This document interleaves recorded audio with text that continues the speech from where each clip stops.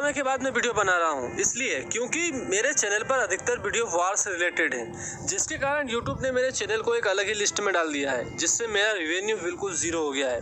इसलिए मैं थोड़ा डिमोटिवेट भी था, लेकिन आप लोगों का प्यार देखकर मुझे फिर से हिम्मत मिली है, इसलिए मैं आज फिर से वीडियो बनाना शुरू कर रहा हूँ। हाँ, मेरे वीडियो अब हर टॉपिक पर आएंगे, इसलिए मैं फिर से वर्ल्ड वॉर की सीरीज स्टार्ट करूंगा।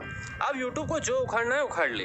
इसलिए दोस्तों आज हम बात करेंगे सोवियत संघ के बारे में कि वो कैसे टूटा। मेरे नए यूट्यूब चैनल हिस्टोरी बाब पर, तो आइए शुरू करते हैं। दुनिया की दो महाशक्ति यूएसए यानी यूनाइटेड स्टेट ऑफ अमेरिका, तो दूसरी ओर यूएसएसआर यानी union of Soviet socialist republic, इन दोनों के बीच में शुरू से ही एक दुश्मनी पनपती रही है, क्योंकि ये दोनों ही अपने अलग अलग विचारों को फॉलो करते हैं। यूएसए कैपिटलिज्म को फॉलो करता है तो यूएसएसआर कम्युनिज्म को।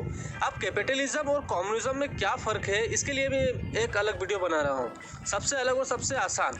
और मुझे कमेंट बॉक्स में बताइएगा कि आपको यह वीडियो चाहिए या नहीं। चलिए अब आगे बढ़ते हैं। वर्ल्ड वॉर 2 के दौरान यूएसए और यूएसएसआर ने मिलकर जर्मनी, जापान जैसे देशों के खिलाफ कार्रवाई की और जीत भी हासिल की। लेकिन जब जापान पर परमाणु बम गिराए गए तब मामला थोड़ा सा गड़बड़ हो गया, क्योंकि यूएसए एकदम से विश्व शक्ति बन गया, जो कि यूएसएसआर को बिल्कुल भी नहीं भा रहा था, जिसके कारण दोनों के बीच हथियारों की होड़ चालू हो गई।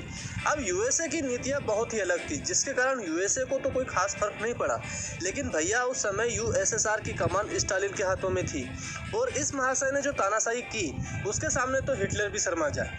ज़्यादा जानकारी के लिए एक वीडियो है मेरे पास, उसे देखिएगा ज़रूर।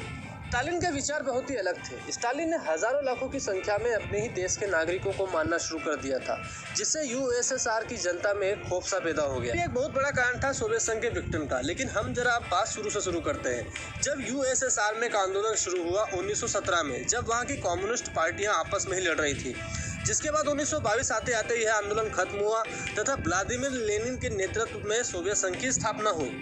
तो चलिए अब बात कर लेते हैं उस समय के सोवियत संघ के नक्शे के बारे में। सोवियत संघ उस समय दुनिया का सबसे बड़ा देश था। खैर बड़ा तो आज भी है, लेकिन अब उसे रशिया के नाम से जानते हैं। और ये रहे वो देश जो उस समय यूएसएसआर का अभिन्न हिस्सा थे। पहला Russia, Georgia, Ukraine, Moldova, Belarus, Azerbaijan, Kazakhstan, Uzbekistan, Turkmenistan, Kyrgyzstan, Tajikistan, Estonia, Latvia, Lithuania, इन सभी देशों के अपने अलग अलग कानून थे, लेकिन इकोनॉमी और फॉरेन पॉलिसी मॉस्को में ही तय होती थी। सोवियत संघ के विघटन के कारणों के बारे में बात करें तो सबसे बड़ा कारण निकल कर आता है अफगान वार का, क्योंकि इतना ताकतवर देश अफगानिस्तान में 10 साल तक संघर्ष करता रहा, लेकिन आखिर में हार कर ही वापिस आया। अब इस घटना से हुआ क्या, यही कि सारी दुनिया में यूएसएसआर के प्रति जो डर था वो खत्म हो गया। अफगान वार में यूएसएसआर की काफी बदनामी हुई। दूसरा सबसे बड़ा कारण था यूएसएसआर का कम्युनिस्ट होना, क्योंकि यूएसएसआर में जितनी भी बड़ी इंडस्ट्री थी वो सब सरकार के अधीन थी। अब जो कंपनी सरकार के नियंत्रण में रहती है उसका क्या हाल होता है, आप यह उदाहरण से भी समझ सकते हो। जैसा कि आज भारत में बीएसएनएल और जियो। बीएसएनएल भारत सरकार के अधीन में है, जबकि जियो एक प्राइवेट कंपनी है। अब आप बीएसएनएल की हालत जो है वो तो आप जानते ही हो, इसलिए वहाँ भी जो बड़ी इंडस्ट्री थी उनकी हालत बहुत ज़्यादा खराब थी, जिससे सोवियत संघ की इकोनॉमी में बहुत ज़्यादा गिरावट आई। चलिए अब आते हैं प्रमुख घटनाओं पर। उस समय 1985 में कम्युनिस्ट पार्टी के जनरल सेक्रेटरी बने मिखाइल गोर्बाचेव, जो कि यूएसएसआर का सबसे बड़ा ओहदा होता है। इन्होंने क्या किया, इन्होंने यह किया कि यूएसएसआर में जो कम्युनिज्म की पॉलिसी थी उसमें एक बहुत बड़ा बदलाव किया। ये अपनी 3 प्रमुख पॉलिसी लेकर आए। इनमें प्रमुख थी ग्लासनोस्ट, उस्कोरेनी और पेरेस्ट्रोइका। इन पॉलिसी के तहत अब मीडिया को पूरी आज़ादी दी गई कि आप कुछ भी लिखिए, कुछ भी छापिए, सरकार आपको जेल में बंद नहीं करेगी। साथ ही जो चुनाव होंगे उन चुनावों में 1 से ज़्यादा उम्मीदवार लड़ सकेंगे। फॉरेन इन्वेस्टमेंट लाने की भी बहुत सारी कोशिशें की गई। लेकिन भाई साहब यही वो कारण बने सोवियत संघ के टूटने के, क्योंकि इतने दिनों से अपने दिलों में दर्द छुपाकर बैठे लोगों को आपने बोलने की आज़ादी दे दी, तो वो क्या चुप रहेंगे। मीडिया ने भी अपनी ही सरकार के खिलाफ लिखना शुरू कर दिया। जो यूएसएसआर के दूसरे देश थे वहाँ भी आज़ादी की मांग उठने लगी। अब एकदम से सुधार करने की कोशिश में वहाँ की अर्थव्यवस्था और गिर गई, जिसके कारण खाने पीने के साधनों में बहुत बड़ी गिरावट आई। उल्टा लोग ही अपनी सरकार के खिलाफ हो गए। जिसके बाद अंत में 1990 में एक आंदोलन का दौर चला, जिनमें east Germany, Czechoslovakia, Bulgaria, Romania देश शामिल थे। ये सभी यूएसएसआर का हिस्सा तो नहीं थे, लेकिन इन सभी देशों में एक भाड़े की सरकार होती थी जो यूएसएसआर के इशारे पर चलती थी। इस बार हुए इन आंदोलन में गोर्बाचेव ने वहां की सरकारों की मदद करने से इनकार कर दिया, जिसका नतीजा ये हुआ कि इन देशों से कम्युनिज्म का सफाया। जर्मनी में भी नवंबर 1990 में बर्लिन की दीवार को तोड़ दिया गया, जिसके बाद 1990 और 1991 में यूएसएसआर के बाकी बचे देशों में भी आंदोलन शुरू हो गए। वहाँ पर आम चुनाव भी हुए, जिसमें वहाँ की कम्युनिज्म पार्टियां हार गई और इन देशों को आज़ादी मिल गई।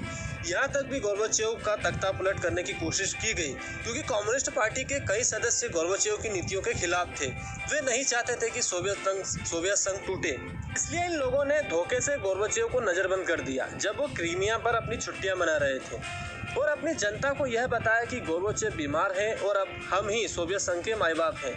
लेकिन अब लोग कहाँ मानने वाले थे, इसलिए मॉस्को सहित कई बड़ी जगहों पर बड़े बड़े आंदोलन हुए, जिसे अगस्त कूप भी कहा जाता है। और यह घटना लगभग 19 अगस्त 1991 की है, जब सारे लोग पार्लियामेंट के सामने खड़े हो गए। इन आंदोलनों को दबाने के लिए आर्मी का भी सहारा लिया गया, लेकिन अधिकतर आर्मियों की टुकड़ियों ने इस आंदोलन में भाग लेने से इनकार कर दिया, क्योंकि रेड आर्मी की कई टुकड़ियों ने साफ कह दिया कि वो अपने ही लोगों पर फायरिंग नहीं करेंगे, जिसके कारण यह आंदोलन दब नहीं सके। जिसके बाद 8 दिसंबर 1991 को बेलारूस, वेलावेजा, यूक्रेन और रशिया जैसे बड़े देशों ने एक समझौता साइन किया, जिसके तहत यूएसएसआर संगठन को निष्क्रिय कर दिया गया और एक नया संगठन बनाया गया, CIS।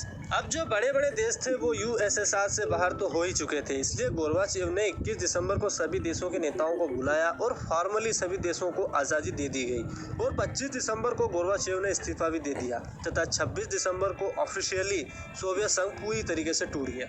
दोस्तों, यूएसएसआर और यूएसए की बात करें तो उस समय यूएसएसआर यूएसए से काफ़ी आगे था। मतलब सोवियत संघ के टूटने से पहले, चाहे वो स्पेस हो जिसमें पहला उपग्रह यूएसएसआर ने ही भेजा था, स्पुतनिक फर्स्ट, चाहे वो पहला नागरिक हो, यूरी गागरिन, या चाहे वो पहला जानवर हो, लाइका, चाहे वो हथियारों की होड़ हो, लेकिन इन सभी कारणों से सोवियत संघ की इकोनॉमी में अच्छा खासा नुकसान, और यही सबसे बड़े कारण बने सोवियत संघ के टूटने के। और दोस्तों, मेरा आज का वीडियो भी यहीं खत्म होता है। अगर वीडियो पसंद आए तो प्लीज़ लाइक कर दीजिएगा, अपने दोस्तों के साथ शेयर कर दीजिएगा। बाकी सब्सक्राइब करना तो मेरा हक बनता है यार, क्योंकि हमने समय का सही उपयोग किया है। जय हिंद, वंदे मातरम।